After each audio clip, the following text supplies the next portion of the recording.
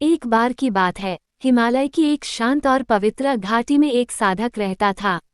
उसका नाम अरुण था। अरुण को ध्यान साधना में गहरी रुचि थी और वह जीवन के सत्य को जानने के लिए तपस्या करना चाहता था। वो हर दिन सूर्योदय से पहले उठकर एक विशाल वृक्ष के नीचे ध्यान करने बैठता और घंटों तक एकाग्रचित होकर बैठा रहता था।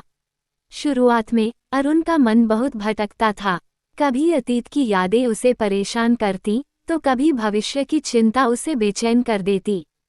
वह कोशिश करता, लेकिन मन को नियंत्रित करना उसके लिए कठिन हो रहा था।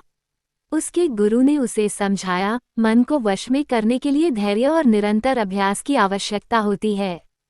जैसे नदी का बहाव पत्थरों को धीरे धीरे घिसकर साफ करता है, वैसे ही ध्यान हमारे मन को शुद्ध और स्थिर करता है। गुरु की बातों से प्रेरित होकर अरुण ने अपनी साधना जारी रखी। उसने सीखा कि ध्यान केवल मन को शांत करने का माध्यम नहीं है, बल्कि यह अपने भीतर छिपी अनंत शक्तियों को जागृत करने का मार्ग भी है। दिन, हफ्ते और फिर महीने बीत गए और धीरे धीरे अरुण ने अपने भीतर एक गहरा सुकून और स्थिरता महसूस करना शुरू कर दिया। एक दिन ध्यान करते हुए अरुण को एक अद्भुत अनुभव हुआ। उसे लगा कि वह अपने शरीर से बाहर निकलकर अनंत आकाश में उड़ रहा है। उसे अपने अस्तित्व की सीमाएं मिटती हुई दिखाई दी। वह प्रकृति के हर तत्व के साथ एक हो गया। उसे अनुभव हुआ कि वह कोई अलग प्राणी नहीं, बल्कि सृष्टि का ही एक अंश है। उस क्षण में उसे जीवन का वास्तविक अर्थ समझ में आया, संपूर्णता में ही शांति है और शांति में ही ईश्वर का वास है। उस दिन के बाद अरुण का जीवन पूरी तरह बदल गया।